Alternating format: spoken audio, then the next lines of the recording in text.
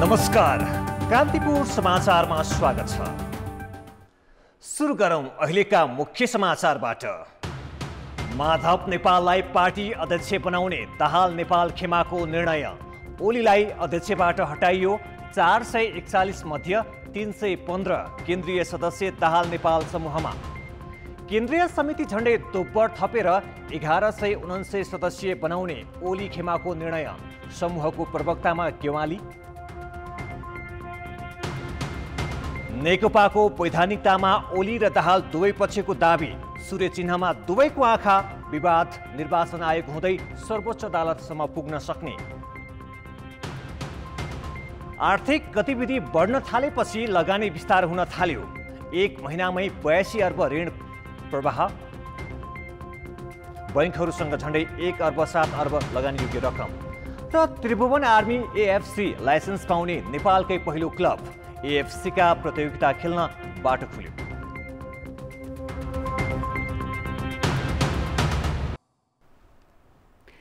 नेकपाका अध्यक्ष पुष्पकमल दाहाल र वरिष्ठ नेता नेपाल पक्षको केन्द्रीय कमिटी बैठकले प्रधानमन्त्री केपी शर्मा ओलीलाई पार्टी अध्यक्षबाट हटाएर माधव नेपाललाई चयन गरेको छ।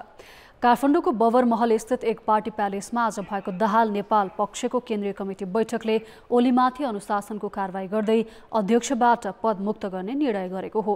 315 जना केन्द्रीय सदस्य सहभागी बैठकले प्रतिनिधि सभा विघटन गर्ने प्रधानमन्त्रीको कदमलाई असंवैधानिक भन्दै संसदका गतिविधि सुचारू गर्ने निर्णय पनि गरेको छ।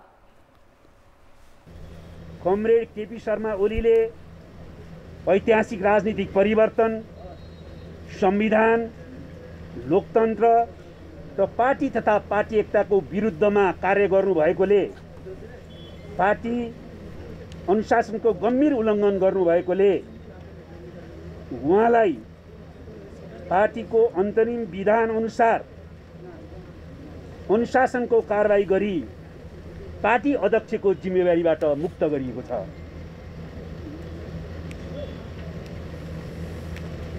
कमरेड केपी ओलीलाई अध्यक्ष पदको जिम्मेवारीबाट अनुशासनको कारबाही गरी मुक्त गरिएपछिको रिक्त अध्यक्ष पदमा बैठकले सर्वसम्मतिबाट कमरेड माधव कुमार नेपाललाई चयन गरेको छ। संसद विघटन गर्ने प्रधानमन्त्रीको कदम विरुद्ध सङ्घर्ष जारी राख्ने र अर्को बैठक पर्सि बस्ने तय भएको छ।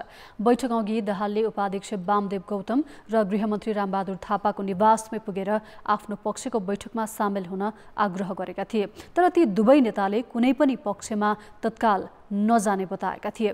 यसैबीच संसद विघटन गैर संवैधानिक भन्दै दाहाल खेमाका 4 जना विघटित प्रतिनिधि सभाका सदस्यले सर्वोच्च अदालतमा रिट दायर गरेका छन्।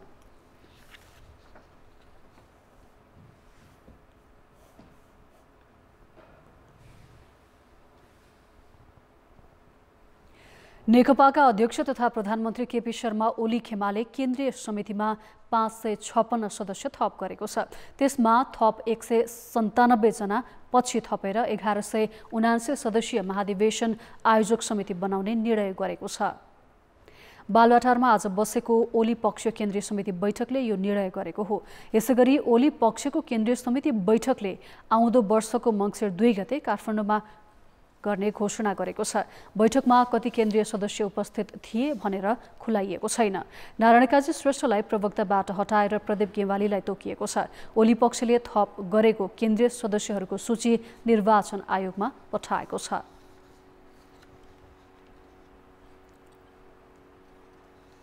परिवर्तित सन्दर्भमा नयाँ दायित्व पूरा गर्ने हिसाबले केन्द्रीय कमिटीलाई विस्तार गर्नुभएको छ। पार्टीको पहिलो अध्यक्षको हैसियतले कमरेड केपी शर्मा ओलीले र अब नेपाल कम्युनिस्ट पार्टी नेकपाको केन्द्रीय समिति 1149 सदस्यीय भएको छ। हाल यसमा 1003 जना सदस्यहरू रहने गरी केन्द्रीय कमिटीको विस्तार गरिएको जानकारी म कमेन्टरलाई साथीहरूलाई जानकारी गराउन चाहन्छु। यो केन्द्रीय कमिटीको बैठकले कसैलाई कारबाही गरेको छैन। सामान्य कार्यविभाजनमा भन्नुभएको अहिलेको कुरा कार्यविभाजनमा सामान्य हेरफेर मात्रै हो। कसैलाई कारबाही गरेको छैन। नेपाल कम्युनिस्ट पार्टी एकताबद्ध छ। प्रतिनिधि सभा विघटन भएको हो, नेपाल कम्युनिस्ट पार्टी विघटन भएको होइन। बैठकमा पूर्व माओवादी समूहका टोपबहादुर रायमाझी, लेखराज भट्ट र मणि थापा सहभागी भएका थिए। पूर्व एमालेकै माधव नेपाल समूहका शेरबहादुर तामाङ, प्रेम आले मगर पनि ओली समूहमा मिसिएका थिए। प्रधानमन्त्री ओलीको सिफारिसमा राष्ट्रपति विद्यादेवी भण्डारीले आइतबार प्रतिनिधि सभा विघटन गरी आउँदो वैशाख 17 र 27 का लागि चुनावको मिति घोषणा गरेपछि नेकपाका दुई अलग अलग बाटोमा लागेका हुन्। प्रधानमन्त्री केपी शर्मा ओलीले समाजवाद उन्मुख वामपन्थी आन्दोलनलाई नयाँ ढङ्गले अघि बढाउने बताएका छन्। आफू पछिथर केन्द्रीय कमिटिको बैठकबाट विभिन्न निर्णय गराएका ओलीले अर्का अध्यक्ष पुष्पकमल दाहाल पक्षको चर्को आलोचना गरेका थिए। आफूपक्षीय नेता कार्यकर्तालाई सम्बोधन गर्दै ओलीले नयाँ शक्तिले मात्र मुलुकको अभिभारा पूरा गर्ने दाबी गरे। दाहाल नेपाल पक्षमा कुनै सोच र चिन्तन नभएको भन्दै उनीहरू आफै किनारा लाग्दै जाने ओलीको जिकिर छ। पार्टी चल्न सक्ने अवस्थामा थिएन कङ्ग्रेस। हामीले चाहेर के गर्ने? चाह्यौँ, हामीले अहिले पनि चाहिरहेका छौँ। उहाँहरू जस्तो निकालेर, कसैलाई निकालेर निष्कासन गरेर हामी कुदिरहेका छैनौँ। उहाँहरू यति उपद्रव गरिरहनु भएको छ, यति अन्तर्घात गरिरहनु भएको छ। वामपन्थी आन्दोलनलाई, कम्युनिस्ट आन्दोलनलाई ध्वस्त पार्न कम्युनिस्ट पार्टीभित्रै विग्रहको यस्तो क्षति गरिरहनु भएको छ उहाँहरू। तर पनि हामी कसैलाई निकालिरहेका छौँ। आफै उहाँहरू किनारा लाग्दै हुन्छ। त्रिशुलीमा तपाईँहरूले हेर्नुभएको होला, केही चिजहरू पर्यो नदीमा भने त्यो बिस्तारै बग्दै जाँदाखेरि किनारातिर लाग्दै जान्छ र नदीका किनारमा फोहोरहरू किनारमा धकेलिएको देख्नुभएको होला। नदीले बग्ने क्रममा किनारामा फोहोर फ्याँक्दै जान्छ, धकेल्दै जान्छ, छोड्दै जान्छ र सफा हुँदै अगाडि बढ्छ। दाहालले आफूलाई कारबाही गर्ने कुराको अर्थ नभएको ओलीको भनाइ थियो। फेरि यो पार्टीमा ताजुब के भने प्रचण्डले मलाई निकाल्दिने अरे पार्टीबाट प्रचण्डले निकाल्दिने। म साथीहरूलाई भन्न चाहन्छु, हामी यस्ता कुराहरूमा अल्झिँदैनौँ। प्रचण्डले पार्टीबाट निकाल्छन् कि कहाँबाट निकाल्छन् कि उनका घरबाट पनि निकाल्छन् कि अन्त कहाँबाट निकाल्छन्, त्यो हामी एउटा आन्दोलनमा छौँ। हामी हाम्रा महान उद्देश्यहरूमा छौँ। हामीले हाम्रा महान उद्देश्यहरू तोकेका छौँ। वाम आन्दोलन र जनभावना अनुसार काम गर्ने भन्दै ओलीले सङ्गठन विस्तारमा लाग्न नेता कार्यकर्तालाई आग्रह समेत गरेका छन्। समाचारमा पुनः स्वागत छ। सत्तारूढ नेकपाका दुई खेमाले बेग्ला बेग्लै बैठक गरी आफू आधिकारिक भएको घोषणा त गरेका छन्, तर दुई मध्ये खास आधिकारिक को हो भन्ने चाहिँ प्रश्नकै घेरामा छ। यी मध्ये जुन खेमाले वैधता प्राप्त गर्यो पार्टीको निर्वाचन चिन्ह सूर्य प्राप्त गर्नेछ, तर यस विषयको छिनोफानो गर्ने जिम्मेवारी पनि निर्वाचन आयोग हुँदै सर्वोच्च अदालतसम्म पुग्ने देखिएको छ। राजनीतिक दल सम्बन्धी ऐनको दफा 44 मा आयोगमा पेश भएका केन्द्रीय समितिका पदाधिकारी र सदस्य मध्ये जुन पक्षसँग बहुमत छ त्यस्तो पक्षलाई विवाद उत्पन्न हुनु अघिको दलको मान्यता दिइने उल्लेख छ। दुवै पक्षको सहमतिका आधारमा निर्वाचन आयोगमा दर्ता भएको नेकपामा 441 जना केन्द्रीय सदस्य छन्। त्यसपछि अरु 5 जना थपिएका छन्। तर अहिले ओली पक्षले त्यसलाई पुनर्गठन गरेर निर्वाचन आयोगमा सूची पठाएको छ। यस खेमाले 556 सदस्य थपिसकेको छ भने अरु 197 थप्ने बताएको छ। निर्वाचन आयोगमा पार्टीको प्रथम अध्यक्षका रूपमा ओलीकै नाम रहेको, अध्यक्षको परामर्शमा महासचिवले बैठक बोलाउने र महासचिवले नै निर्णय लेख्ने लगायतका पार्टी विधानका व्यवस्था अनुसार आफ्नो खेमा आधिकारिक रहेको ओली पक्षको दाबी छ। अहिले थप गरिएका सदस्यहरूलाई समेत आधिकारिक मान्नुपर्ने र त्यसले आफ्नो बहुमत पनि पुग्ने यस खेमाको तर्क छ। अध्यक्ष प्रथम अध्यक्ष आफू रहेको, आफूले बैठक बोलाएको, त्यो बैठकमा महासचिवले चाहिँ सर्कुलेट गरेको, त्यो बमोजिम चाहिँ नि पहिलाको चाहिँ दुईटा पार्टी एकीकरण हुँदा बनेको केन्द्रीय कार्य समितिको अवधि जुन समयमा महाधिवेशन गरिन्थ्यो भनेको थियो, त्यो समयमा महाधिवेशन 2 वर्षभित्र महाधिवेशन हुन नसकेको महाधिवेशन हुन नसकेको हुनाले आयोजक समिति बनाएको। त्यो आयोजक समितिको आज जुन चाहिँ बैठक उहाँहरूले गरेर गर्नुभयो त्योभन्दा अगाडि नै उहाँले अरू व्यक्तिहरूलाई चाहिँ मनोनयन गरेर चाहिँ त्यो सङ्ख्या समेत बढाइसकेको यो आधारमा मेरो गणप्रमुख सङ्ख्या पुग्छ भन्ने उहाँहरूको चाहिँ आधार देखिन्छ। दाहाल खेमाले आफू आधिकारिक भन्दै ओलीलाई कारबाही गर्ने निर्णय गरेको छ र उसले स्थायी समिति र केन्द्रीय सदस्यको बहुमत संख्या देखाएको छ। यसैका आधारमा ओलीलाई पदबाट हटाउनेदेखि नयाँ अध्यक्ष चयन गर्ने निर्णय लिएको छ। अब निर्वाचन आयोगले दुवै पक्षका दाबीका आधारमा दुवै पक्षसँग लिखित जवाफ माग्नेछ। 15 दिनमा जवाफ प्राप्त भएपछि दुवै पक्षलाई सहमतिका लागि बोलाइनेछ। सहमति हुन नसके पदाधिकारी र केन्द्रीय सदस्यको बहुमत जतापट्टि देखियो त्यसैको दाबी वैध ठहरिने कानुनमा उल्लेख छ।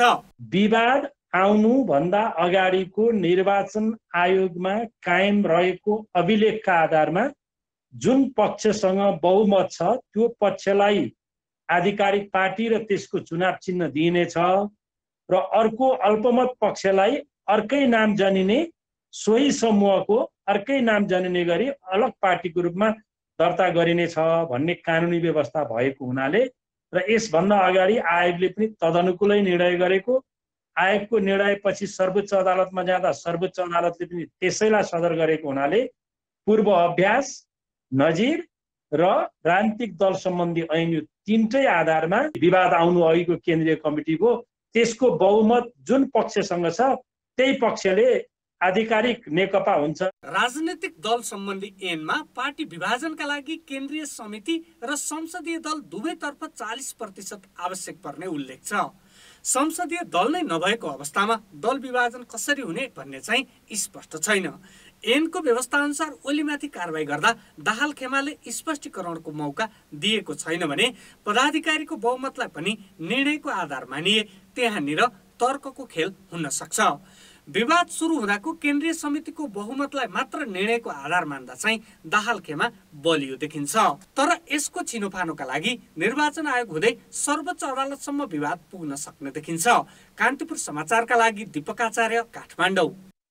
यसरी नेकपाको वैधानिकतामा ओली र दाहाल दुवै खेमाले दाबी गरिरहेका छन्। यसको यो जटिलताको निरूपण कसरी हुन्छ यी विषयमा कुराकानी गर्नको लागि हामीले कान्तिपुर स्टुडियोमा निम्ताएका छौँ कानुनविद डाक्टर रुद्र शर्मालाई। यहाँलाई कान्तिपुर समाचारमा स्वागत छ। धन्यवाद, नमस्कार। आज देख्नुभयो होला दुवै पक्षले आफ्नो खालको भेलाहरू गरे र दुवैले आफूलाई वैधानिक भएको दाबी गरेका छन्। अब यसको निरूपण कसले र कसरी हुन्छ गर्न सक्छ? अब यसमा विवादको चाहिँ प्रष्ट चित्र देखिसक्यो। अब यो सबभन्दा पहिला के छ भने यो केन्द्रीय समिति भनेको के हो? अब दुवै पक्षले आफूलाई केन्द्रीय समिति भन्ने दाबी गर्नुहुन्छ, विवाद त्यो एउटा भयो। अनि त्यसपछि यो केन्द्रीय समिति के हो भन्ने कुराको सेटल कसरी हुन्छ भन्दाखेरि कानुन बमोजिम यो निर्वाचन सम्बन्धी ऐन यो राजनीतिक दल सम्बन्धी ऐन 2073 अनुसार चाहिँ हुन्छ। यो राजनीतिक दल सम्बन्धी ऐन 2073 अनुसार चाहिँ यो निर्वाचन आयोगले यो दलको नाम के हो, छाप, विधान, चिन्ह र केन्द्रीय समितिले गरेको यो निर्णयको आधिकारिकता यो सम्बन्धी विवाद निरूपण गर्ने एउटा पहिलो अधिकार चाहिँ के हुन्छ, निर्वाचन आयोगले भन्छ। अब यो निर्वाचन आयोगले यो विवादलाई चाहिँ यसलाई सेटल गर्नुपर्ने हुन्छ। अब इन बिट्विन अर्को यसमा इन्ट्रेस्टिङ कुरा के आउँछ भन्दाखेरि यो निर्वाचन राजनीतिक दल सम्बन्धी ऐन 2073मै के व्यवस्था छ भनेदेखि एउटा दल त्याग सम्बन्धी व्यवस्था पनि छ। त्यो दल त्याग सम्बन्धी व्यवस्थामा के छ भन्नुहुन्छ भने जुन दलबाट एउटा छानिएर चुनिएर गएको हो, जुन दलको नाम लोगोबाट, जुन दलको चिन्हबाट चुनाव जितेर गएको हो त्यो दल चाहिँ उसले छोड्न पाउँदैन। तर यहाँ इन्ट्रेस्टिङ कुरा के छ भन्नुहुन्छ भनेदेखि अब अहिलेको नेकपामा प्रतिनिधित्व गर्ने अहिले नेकपाको सांसदले कुनै पनि सांसदले नेकपा नेपाल कम्युनिस्ट पार्टीको नामबाट चुनाव लडेका होइनन्। उनीहरूले कि त नेकपा एमालेबाट चाहिँ चुनाव लडे कि त माओवादीबाट चुनाव लडे। अब इन्ट्रेस्टिङ कुरा यहाँ के देखिन्छ भनेदेखि भोलि अब त्यो सांसदहरूले चाहिँ भोलि चाहिँ नि अब एमालेमा ब्याक भयो भने अथवा नेकपामा ब्याक भयो भनेदेखि अब त्यो यो राजनीतिक दल सम्बन्धी ऐनको यो व्यवस्था, यो दल त्याग सम्बन्धी व्यवस्था कसरी इन्टरप्रिटेसन हुन्छ? त्यसको चाहिँ अलिकति इन्ट्रेस्टिङ हेर्न यो चाहिँ वैधानिक कानुनी पाटो भयो। अर्को चाहिँ नेकपाकै आफ्नै विधि प्रक्रिया र आजकै दिन अथवा हालै भएका निर्णयहरू कदमहरू चाहिँ आधार बन्न सक्छ कि सक्दैनन्? अब यस्तो छ, यसको चाहिँ नि दुईटा पाटो, एउटा चाहिँ नि पोलिटिकल लेजिटिमेसी, अर्को लिगल कन्स्टिट्युसनल लेजिटिमेसी, यो दुवै सँगसँगै जान्छ। यो एउटा चाहिँ नि पोलिटिकल भएर प्योरली पोलिटिकल मात्रै सेटल पनि हुन सक्दैन र एउटा कन्स्टिट्युसनल इस्यु अथवा लिगल इस्यु भएर प्योरली कन्स्टिट्युसनली लिगलले पनि यो सेटल हुन सक्दैन। तर एकले अर्कालाई प्रभाव पार्छ। एउटा तपाईँको कन्स्टिट्युसनल सेटलमेन्ट, लिगल सेटलमेन्टले तपाईँको पोलिटिकल सेटलमेन्ट प्रभाव पार्छ र पोलिटिकल सेटलमेन्टले पनि तपाईँलाई लिगल कन्स्टिट्युसनलाई पनि सेटल पार्छ। यो प्यारलली जाने देखिन्छ। कुन पोइन्टमा को अगाडि पछाडि हुन्छ भने हेर्नै बाँकी होला। तर के हुन्छ भनेदेखि यो एउटा it's inherently it's a political issue. Political के भइरहेको छ भने एकले अर्कालाई कारबाही गरेको हटाएको जिम्मेवारी थपिएको छ नि नेकपामा दुई खेमा बीचमा। यो चाहिँ वैधानिक कसीमा हेर्दा चाहिँ यसलाई कसरी हेर्ने? त्यही हो, अघि मैले भनेकै कुरा हो। अब एकले अर्कालाई हटाएको, एकले अर्कालाई कारवाही गरेको भने त के हो भने केन्द्रीय समितिले निर्णय गरेको कुरा आयो। त्यसमा पहिलो विवाद त केन्द्रीय समिति नै कुन हो भन्ने विवाद आयो। पहिला केन्द्रीय समिति महु भन्छ एउटाले, अर्कोले केन्द्रीय समिति महु भन्छ। अब त्यसमा छाप कसले प्रयोग गर्छ, चिन्ह कसले प्रयोग गर्छ, विधानसँग को नजिक छ, अब त्यो कुरा अब टाउका गर्ने कुरा होला। टाउका कतिपट्टि कोपट्टि बढी, सङ्ख्या कोपट्टि बढी होला भन्ने कुरा भएर अल्टिमेटली के हुन्छ भने पहिलो प्रश्न केन्द्रीय समिति कुन हो, केन्द्रीय समिति कुन हो भन्ने प्रश्न चाहिँ यो कुरा छिनोफानो गर्ने चाहिँ विधि प्रक्रिया चाहिँ के हुन्छ? अब त्यो लाग्ला यो चाहिँ नि दुवै पक्षले अब हेर्दाखेरि त अब दाहाल र नेपाल पक्षमा बढी सङ्ख्या देखिन्छ। त्यस हिसाबले पोलिटिकल्ली प्र्याक्टिकल्ली उहाँहरूको चाहिँ नि एउटा स्वरूप चाहिँ देखिन्छ। तर त्यो भए पनि के हुन्छ भने एउटा प्रक्रियाको कुरा गर्ने हो भन्नुहुन्छ भने दुवै पक्षले निर्वाचन आयोगमा आफ्नो आफ्नो दाबी चाहिँ प्रस्तुत गर्छन्। निर्वाचन आयोगमा आफ्नो आफ्नो दाबी प्रस्तुत गरेर निर्वाचन आयोगले एउटा प्रक्रिया अवलम्बन गरेर अब चाँडोभन्दा चाँडो केही समय त लागिहाल्ला, दुईटै पक्षको कुरा सुन्नु पऱ्यो। पहिला दुईटै पक्षको दाबी जानु पऱ्यो, दुईटै पक्षको कुरा सुन्नु पऱ्यो, त्यसपछि त्यसलाई भेरिफाई गर्नु पऱ्यो, टेस्टिफाई गर्नु पऱ्यो। समय लाग्छ। अब के देखिएको छ भने जस्तो अहिले दाहाल खेमाले चाहिँ यो संसद विघटन असंवैधानिक भन्दै संसदीय गतिविधि गर्ने, सभामुखलाई सक्रिय बनाउने प्रयासहरू पनि गरिरहेको छ। यसले चाहिँ कतिको कानुनी सम्मत वा कानुनी मान्यता पाउने अवस्था रहन्छ? त्यो चाहिँ पोलिटिकल पार्ट हो। त्यो चाहिँ के छ भने पहिला पनि संसद विघटन हुँदाखेरि सडकमा संसद बसेको त हामीलाई दृष्टान्तै छ। त्यस कारणले अब त्यो यो चाहिँ एउटा पोलिटिकल एउटा स्ट्रगलको पोलिटिकल पार्टको त्यो कुरा भयो। त्यसलाई पनि पोलिटिकली जस्टिफाई गर्न त सकिएला। तर संविधानभित्रैबाट चाहिँ एउटा चाहिँ के छ भने एउटा लेजिटिमेट अथोरिटीले गरेको इनलेजिटिमेट एउटा एक्सन भएको हुनाले, वैध संस्थाले अवैध एक्सन गरेको हुनाले त्यसलाई चाहिँ नि संविधानभित्रैबाट जस्टिफाई गर्न अलिक गाह्रो होला। तर पोलिटिकल जस्टिफिकेसन त खोज्न सकिन्छ नि सडकबाट पनि। त्यस कारणले गर्दा त्यो पनि सँगसँगै जाला जस्तो लाग्छ। यता ओली खेमाको कुरा गर्ने हो भने आज करिब 1/3 केन्द्रीय सदस्यको भेलाले 3/3 केन्द्रीय सदस्यहरू थप गरे। यसलाई चाहिँ कसरी हेर्ने? अब त्यो त झट्टै हेर्दाखेरि त हास्यास्पद देखिन्छ होइन। तर उहाँहरूले पनि यो राजनीतिक दल सम्बन्धी ऐन 2073 जुन छ त्यो बमोजिम जस्टिफाई गर्ने प्रयास गर्नु होला उहाँले पनि। तर अहिले तपाईँको चाहिँ नि हेर्दाखेरि त हास्यास्पद देखिन्छ। तर उहाँहरूले पनि प्रयास गर्नु होला त्यसलाई जस्टिफाई गर्नु होला। यता दाहाल खेमाले पनि प्रधानमन्त्री एवं अध्यक्ष केपी शर्मा ओलीलाई कारबाही गर्यो र यसलाई चाहिँ विधि र प्रक्रियाको हिसाबले कसरी हेर्ने?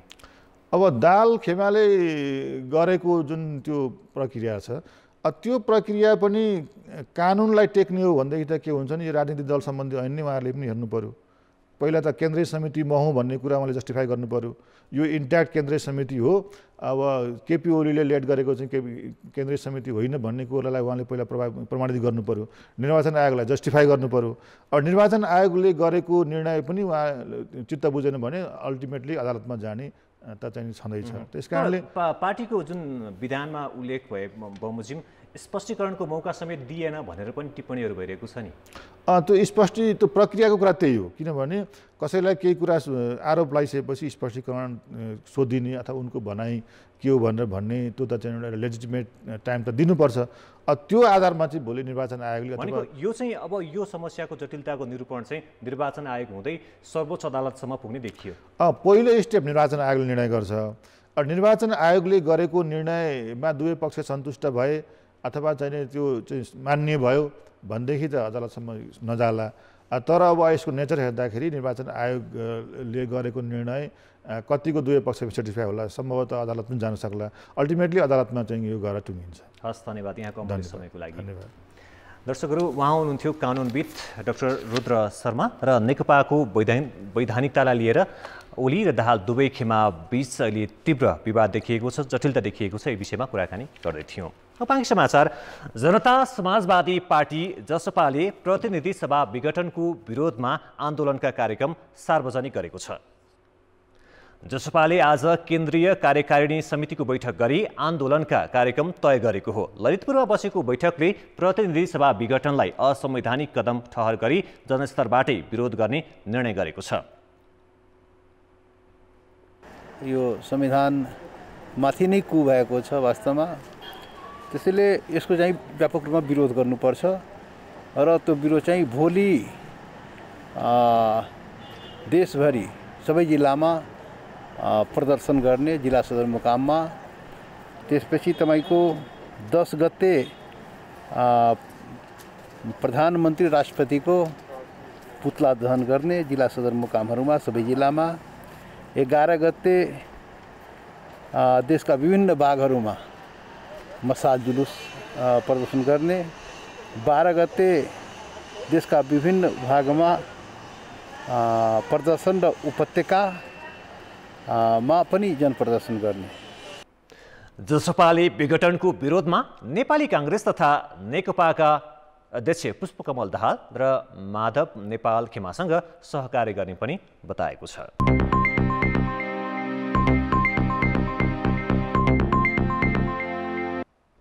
महामारी नियन्त्रणका लागि लगाइएका प्रतिबन्धहरू खुलेपछि बजारमा चहल पहल मात्र बढेको छैन, लगानी पनि विस्तार भएको छ।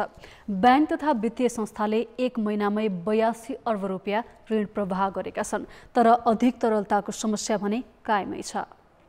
कोरोना महामारीले ऋणको माग घटेकाले चालु आर्थिक वर्षको पहिलो तरमाइसमा बैंक तथा वित्तीय संस्थाको मुनाफा खुम्चियो। 27 मध्ये 19 बैंकको मुनाफा घट्यो भने 13 बैंकको खराब कर्जा बढ्यो। कार्तिक लागेपछि बजारमा चहल पहल बढ्यो। महामारीले बन्द भएका सबैजसो क्षेत्र खुलेकाले मङ्सिर महिनामा बैंक तथा वित्तीय संस्थाले लगानी थप विस्तार गरे। कार्तिक मसानसम्म 34 खर्ब 28 अर्ब ऋण प्रवाह भएकामा मङ्सिर मसानसम्म ऋणको आकार 35 खर्ब 10 अर्ब पुगेको छ। 1 महिनामै 82 अर्ब लगानी विस्तार भएको छ। वाणिज्य बैंकले मात्र 1 महिनामा 49 अर्ब ऋण प्रवाह गरेका छन्। आयातमा वृद्धि र शेयर बजारमा लगानीका कारण पनि ऋणको माग बढेको हो।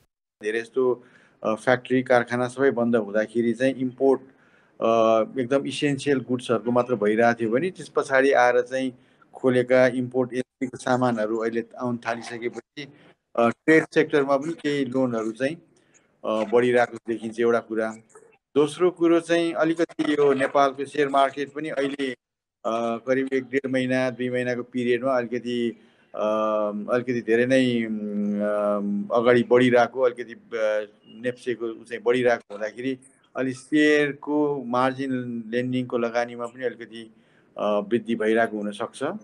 कार्तिकसम्म ऋणको तुलनामा निक्षेपको वृद्धि धेरै थियो। कार्तिकमा 33 अर्ब निक्षेप सङ्कलन गरेका वाणिज्य बैंकले 29 अर्ब मात्र ऋण प्रवाह गरेका थिए। मङ्सिरमा भने निक्षेप भन्दा ऋण लगानी बढ्यो। मङ्सिरमा 46 अर्ब निक्षेप सङ्कलन गरेका वाणिज्य बैंकहरूले ऋण लगानी 49 अर्ब पुर्याए। वित्तीय संस्थाको समेत जोड्दा मङ्सिरमा 57 अर्ब निक्षेप र 82 अर्बको कर्जा प्रवाह भएको देखिन्छ। त्यसो त राष्ट्र बैंकले पनि विभिन्न उपकरण मार्फत यो महिनामा 1 खर्ब 10 अर्ब रुपियाँ खिचेको छ। यसका बावजुद अधिक तरलताको समस्या भने कायमै छ। बैंकिङ क्षेत्रमा मङ्सिर मसानसम्म 1 खर्ब 7 अर्ब लगानीयोग्य रकम थुप्रिएको छ।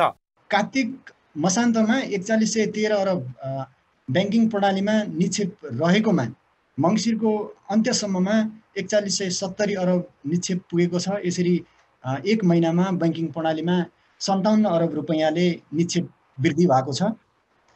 कार्तिक अन्त्यमा 3428 अर्ब ऋण बक्यौता रहेकोमा बैंकिङ प्रणालीमा मङ्सिरको अन्त्यसम्म पुग्दाखेरि 3510 अर्ब ऋण बक्यौता पुगेको छ। यसरी 1 महिनाको अन्तरालमा बैंकिङ प्रणालीमा 82 अर्बको ऋण प्रवाह थपिएको देखिन्छ र कार्तिक अन्त्यमा झन्डै 2 खरब अधिक तरलता रहेकोमा बैंकिङ सिस्टममा मङ्सिरको अन्त्यसम्ममा आइपुग्दाखेरि 107 अर्ब अधिक तरलता रहेको छ। निजी क्षेत्र सामान्य अवस्थामा फर्किने प्रयासमा लागे पनि सरकारले भने खर्च गर्ने क्षमता बढाएको छैन। विकास बजेट 5 महिनामा 10% मात्र खर्च भएको छ। सरकारले विकासका कामलाई तीव्रता दिने हो भने त्यसले बजारमा ऋणको थप माग बढाई अर्थतन्त्रलाई चलायमान बनाउनेछ। कान्तिपुर समाचारका लागि सुदिल पोखरेल, काठमाडौँ। शेयर बजारमा आज 95 अङ्कको उछाल आएको छ। परिसूचक बढेर 2061 अङ्कमा पुगेको छ भने 6.25 अर्ब रुपियाँको कारोबार भएको छ। 12वटै समूहले परिसूचक उचालेका हुन्। जीवन बीमा समूहको परिसूचक सबैभन्दा धेरै 7.4%ले बढेको छ। यस्तै निर्जीवन बीमा समूहको परिसूचक 5.7, जलविद्युत र अन्य समूहको परिसूचक समान तथा ब्याङ्क समूहको परिसूचक 4.8%ले बढेको छ। प्रतिनिधि सभा विघटन भएको दिन पुस 5 मा परिसूचक 96 अङ्कले घटेको थियो। आज 1,27,17,000 किता शेयर 6 अर्ब 74 करोड रुपियाँमा किनबेच भएको छ। अब बाँकी समाचार। चिसो बढ्दै जाँदा सिन्धुपाल्चोकका पहिरो प्रभावितहरूको दैनिकी कष्टकर बनेको छ। विभिन्न समयमा आएको पहिरोले घरबार विहीन बनेका सिन्धुपाल्चोकको बाँसखर्क, धुमथाङ, जम्बू र खागदलमा पालमा बस्दै आएका प्रभावित परिवारलाई जाडो थेग्न मुस्किल भएको छ। उमेरले 70 वर्ष पुगेका बाँसखर्कका देउजादोङ यति बेला शीत चुहिने पालमा चिसो खेपेर बसेका छन्। मध्यरातदेखि सिरेटोले सताउन थाल्छ। भुइँबाट चिसो र पालबाट शीत चुहिने र ओछ्यान ओढ्ने लुगा ओसिने समस्या भएको देउजादोङले दुखेसो पोखे। हात खुट्टा बिहान उठ्ने बेलामा त कति चल्नु नसक्ने हुन्छ, अनि पानी चुनेको जस्तो हुन्छ, ओठाउने ओछ्याउनेलाई पनि पानीले भिजेको जस्तो हुन्छ, चिसो लागेर उठ्नै नसक्ने भयो। त्यस्तै 12 विषय घुमथाङकी सानुकान्छी तामाङलाई सास पर्दै गएपछि अब कसरी रात कटाउने भन्ने कुराले पिरोल्न थाल्छ। पहिरोमा परिवार गुमाएका सानुकान्छी चिसोले निन्द्रा नलाग्दा परिवार सम्झेर भक्कानिएर रुन्छिन्। फोटो पनि छैन, त्यस्तो ट्रेनमा बसेर के गर्ने, अनि कति जाडो हुन्छ। दिनमा धुम्म हुने र रात दैनिक ठण्डी बढिरहेकाले पहिरो प्रभावितको दैनिकी कष्टकर बन्दै गएको छ। धेरै संख्यामा पीडित भएकाले उपयुक्त व्यवस्थापन हुन सकेको छैन। चिसोका कारण साना बालबालिका र वृद्ध बिरामी हुन थालेका छन्। लुगाहरू त सबै त्यस्तो पानीले भिजेको जस्तो हुन्छ, रात पारी उठ्छ, कहिले सुत्छ, त्यसरी बस्छ।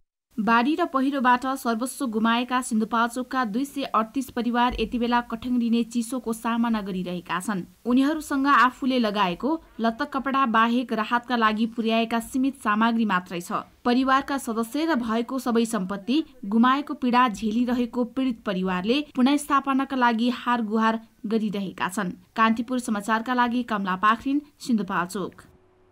अब जनमतको अन्तिम परिणाम। जनमतमा हिजो हाम्रो प्रश्न थियो, पार्टीभित्रै घेराबन्दीमा परेकाले प्रतिनिधि सभा विघटन गरेको प्रधानमन्त्रीको भनाई कस्तो लाग्यो? ए यथार्थपरक, बी सरासर झुट, र सी कुर्सी जोगाउने मेलो। जनमतको अन्तिम परिणाम यस्तो छ, ए यथार्थपरकमा 46%, बी सरासर झुटमा 17% र सी कुर्सी जोगाउने मेलोमा 37% मत प्राप्त भएको छ। अब जनमतमा आजको प्रश्न। जनमतमा आज हाम्रो प्रश्न छ, उद्योग व्यवसायमा अझै लगानी विस्तार गर्न के गर्नु पर्ला? ए नीतिगत सुधार, बी प्रशासनिक सहजीकरण र सी राजनीतिक स्थिरता। जनमतको अन्तिम परिणाम भोलि साँझ 8 बजेको कान्तिपुर समाचारमा प्रसारण गर्नेछौँ। कृपया NEWS न्युज स्पेस AB वा C टाइप गरी 34001 मा SMS गरी आफ्नो मत व्यक्त गर्नुहोला। अब जनताका आवाज। हामीले पोखरामा सोधेका छौँ, पार्किङ स्थलको व्यवस्था नै नगरी पार्किङ शुल्क मात्रै लिने महानगरको प्रवृत्तिलाई के भन्ने? जनताको आवाज। भाइहरू लगाएर पार्किङ उठाउने, जनतालाई दुःख दिने, बाटा तपाईँ एकछिन मोटरसाइकल राख्ने बित्तिकै तपाईँ 10 रुपियाँ लिएर 20 रुपियाँ लियो भन्ने, यो मान्छेलाई त्रासाउने र धम्क्याएर भयो नि पैसा उठाउने जस्तो देखिएको छ। महानगरपालिकाले आफ्नो चाहिँ पार्किङको चाहिँ व्यवस्था गर्दैन, त्यहाँसम्म चाहिँ शुल्क नउठाउँदैन के फरक पर्छ र? कति चाहिँ यो पार्किङ शुल्क उठाउनेहरूले पनि हामीले देखिएको छ कि बिल नकाटिकन थोरै पैसामा पनि खल्तीमा हाल्ने त्यस्तो सिस्टमहरू पनि छ। त्यो सिस्टम पनि हुनु भएन। पार्किङ चाहिँ एकदम व्यवस्थित हुनु पर्यो, व्यवस्थित ठाउँमा पार्किङ गर्नु पर्यो, जहाँ पाए त्यही बाटोमा हुनु पनि भएन। पोखरा महानगरपालिकाले उठाउँदै आएको कर चाहिँ एकदमै अवैज्ञानिक छ र चाहिँ यो अपारदर्शी तरिकाको कर चाहिँ उहाँले उठाइरहनु भएको छ। उठाउने भएन किनकि हामीले राज्यलाई कर तिरेछ नि त, नतिरेको भएको उठाउनु पनि ठिक हो। पार्किङ गरे पनि उयो नगरे पनि उयो, हामीलाई त जो पहिला गर्थे त्यही छ, सुविधा त केही पनि छैन। पार्किङ चाहिँ निश्चित ठाउँ तोक्नु पर्यो, जनताले नागरिकले आफैले चाहिँ राख्ने व्यवस्था हुनु पर्यो। गुन्डागर्दी शैलीमा तपाईँको पैसा दिए नत्र यहाँ नराख भन्ने चाहिँ त्यस्तो चाहिँ नागरिकलाई चाहिँ भार पर्ने तरिका चाहिँ गर्नु भएन। पोखरा महानगरपालिकामा हामीले तिरेको 13 करोड हिसाब पहिलेबाट हिनामिना छ। यसमा स्वयं महानगरपालिकाले नै 2.25 करोड मात्रै हामीले खाएका, त्यहाँबाट बढी खाएका छैन भन्ने भनिरहेको अवस्थामा अहिले पार्किङ शुल्क लिने नैतिक आधार पनि छैन। भ्रष्टहरू, जेलमा हुनुपर्ने मान्छेहरू अहिले पार्किङ शुल्क लिइरहेका छन्।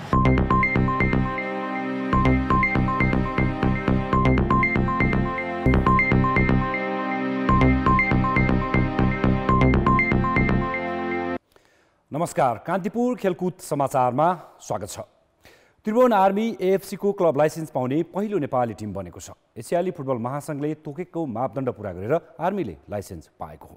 आर्मीलाई अब एएफसीका प्रतियोगितामा नेपालका तर्फबाट सहभागिता जनाउन पाउने ढोका पनि खुलेको छ। त्रिभुवन आर्मीले दोस्रो प्रयासमा एएफसीको क्लब लाइसेन्स पाएको हो। यसअघि उसको आवेदन नै खारेज भएको थियो।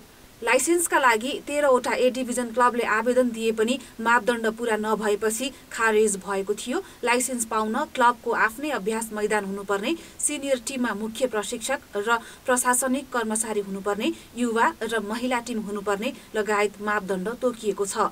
ती मापदण्ड आर्मीले पूरा गरेकै थियो, तर आर्मी फुटबल क्लबका रूपमा भने दर्ता थिएन। त्यसैले उसले फुटबल क्लब दर्ता गरी लाइसेन्सका लागि पुनः पहल गर्यो। सबै मापदण्ड पूरा गरेको पाइएपछि उसले क्लब लाइसेन्स पाएको हो। यो साल पनि अब क्लबहरूले धेरै मेहनत गर्यो हैन, त्यसमा अब हाम्रो फर्स्ट स्ट्यान्ड बडीले अब त्यतिखेर चाहिँ अब आर्मीलाई दिन सकेन। आर्मीले मेहनत गरिरहेको थियो र यो बिचमा आर्मीले फेरि फुटबल क्लबका रूपमा दर्ता गरेर फुटबलकै विधान बनाइसकेपछि अब एफसीमा पनि हामीले सोध्यौँ हैन। त्यसपछि अब एफसीले तिमीहरूले ग्रान्ट गरे हुन्छ भन्ने कुरा पनि आएको हुँदाखेरि चाहिँ अब अपिल बडीले अब यसलाई फेरि अब सच्याउने भन्ने निर्णय गरेको छ। यसले गर्दाखेरि चाहिँ अब नेपाली फुटबलका लागि एउटा असाध्यै राम्रो निर्णयका रूपमा चाहिँ मैले लिएको छु। एएफसीले आयोजना गर्ने क्लब स्तरीय प्रतियोगिता खेल्न क्लब लाइसेन्स अनिवार्य हो। लाइसेन्स पाएकाले अब एएफसीको क्लब प्रतियोगितामा आर्मीले नेपालको प्रतिनिधित्व गर्नेछ। लिग विजेताका रूपमा मसिन्द्रा क्लबले भाग लिनुपर्ने प्रतियोगितामा लिग उपविजेता आर्मी खेल्नेछ। लाइसेन्स पाएपछि आर्मी उत्साहित त भएको छ नै, अब फुटबलमा लगानी बढाउने उसको योजना छ। मापदण्डहरूको परिपालना गर्नुपर्ने र ती मापदण्डहरू निकै नै कठिन र अत्यन्तै हाई स्ट्यान्डर्डका मापदण्डहरू थिए, जुन हामीले पूर्ण रूपमा हासिल गर्न सफल भयौँ। यसले गर्दा हामीलाई अत्यन्तै हर्षित र गौरवान्वित महसुस भएको छ र यसै उदाहरणबाट नेपालका अन्य क्लबहरूले पनि सोही अनुसारको लगानी मेहनत गरिकन उहाँहरूले पनि यसरी लाइसेन्स प्राप्त गर्न सफल हुनुहोस् भन्ने उहाँहरूलाई पनि हाम्रो शुभकामना छ। नेपालका अरू क्लबले मापदण्ड पूरा नगरेकाले लाइसेन्स पाउन सकेका छैनन्। यो वर्षका लागि क्लब लाइसेन्स पाउने समय पनि सकिएको छ। अरू क्लबले अर्को वर्ष प्रयास गर्नेछन्, तर मापदण्ड भने पूरा गर्नुको विकल्प छैन। कान्तिपुर समाचारका लागि क्यामेरामा हेमन्त कटुवालका साथ सबिना कार्कीको रिपोर्ट। कान्तिपुर खेलकुद समाचार अहिलेलाई यति नै। धन्यवाद रोशन। अन्त्यमा मुख्य समाचार फेरि एकपटक। माधव नेपाललाई पार्टी अध्यक्ष बनाउने दाहाल नेपाल खेमाको निर्णय, ओलीलाई अध्यक्षबाट हटाइयो। 441 मध्ये 315 केन्द्रीय सदस्य दाहाल नेपाल समूहमा। केन्द्रीय समिति झण्डै तोकबर थपेर 1149 सदस्य बनाउने ओली खेमाको निर्णय, समूहको प्रवक्तामा गेमाली। नेकपाको वैधानिकतामा ओली र दाहाल दुवै पक्षको दाबी, सूर्य चिन्हमा दुवैको आँखा। विवाद निर्वाचन आयोग हुँदै सर्वोच्च अदालतसम्म पुग्न सक्ने। आर्थिक गतिविधि बढ्न थालेपछि लगानी विस्तार हुन थाल्यो। 1 महिनामै 82 अर्ब रुपैयाँ ऋण प्रवाह बैङ्कहरूसँग, अझै 1 खर्ब 7 अर्ब लगानी योग्य रकम। र त्रिभुवन आर्मी एएफसी लाइसेन्स पाउने नेपालकै पहिलो क्लब एएफसीका प्रतियोगिता खेल्न बाटो खुल्यो।